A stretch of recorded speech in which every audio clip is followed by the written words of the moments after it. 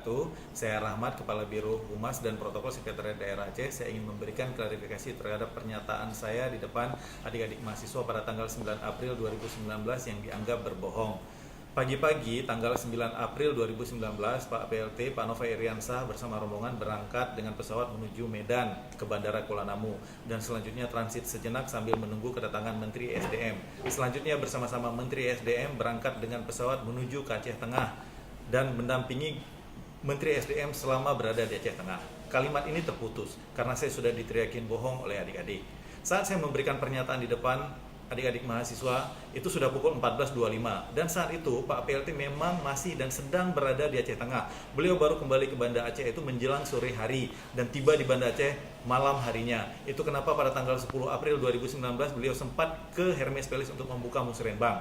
Semoga klarifikasi ini bermanfaat. Sekali lagi saya nyatakan saya tidak berbohong. Assalamualaikum warahmatullahi wabarakatuh.